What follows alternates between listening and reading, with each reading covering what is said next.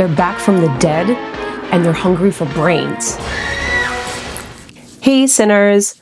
Welcome to Sinful Cuts, a look back at some of the most sinful scenes in horror cinema. I'm your host, Shannon Sinister.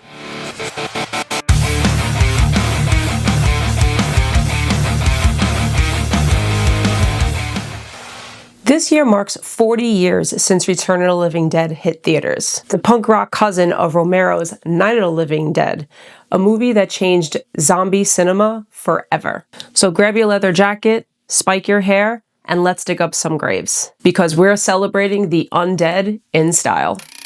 They only come out at night. They're mean, rude, and dead. Not them. Them. There's 100 of those things out there. How many did you say? 100? The dead are refusing to remain buried. What are we gonna do? What are we gonna do? We're gonna call the boss. They've come back to life. They're hungry. And they're not vegetarians. The graveyard out there's full of people coming out of the ground. We have a little problem. What the hell is going on there? Rabid weasels. What? More brains. Do you want a party? It's party time! We got a party! It's party time! Do you want a party? They're back from the grave and ready to party. It's party time! The return of the living dead. Released in 1985, The Return of the Living Dead came from the twisted genius of Dan O'Bannon, the same guy who wrote Alien.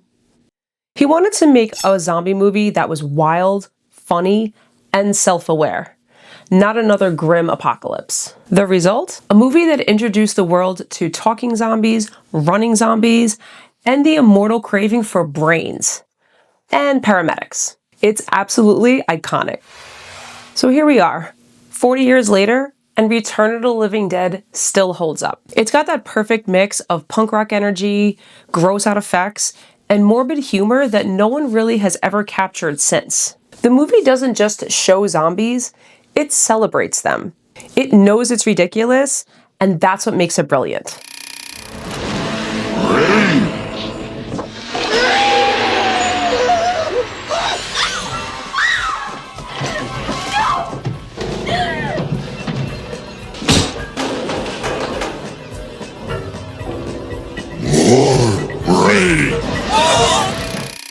And that soundtrack? Straight fire. The Cramps. 45 Grave. The Damned. This movie feels like a midnight punk rock concert from hell. So here are some fun facts about the film. Linnea Quigley, who plays Trash, originally had a completely nude graveyard dance scene, but the crew decided to cover her up with a prosthetic smooth body covering to avoid an X rating, basically making her look like a punk rock Barbie doll. The film actually acknowledges Night of the Living Dead as a movie, making this a weird meta spin-off as opposed to a sequel. And that ending? Total chaos. No survivors, no hope, just a dark joke about government solutions.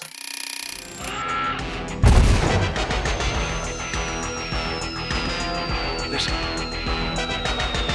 You hear nothing.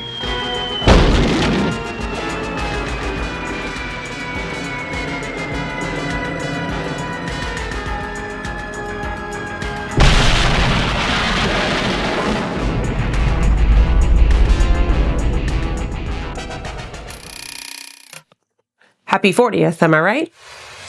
So why should you watch or rewatch this film? If you've never seen Return of the Living Dead, or if it's been a while since you've seen it, do yourself a favor and resurrect it. It's not just a zombie movie. It paves the way for everything from Shaun of the Dead to Zombieland.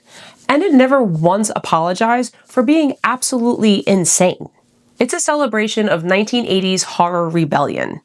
Loud, messy, and gloriously nihilistic. So here's to 40 years of punks, party time, and the undead who won't stay buried.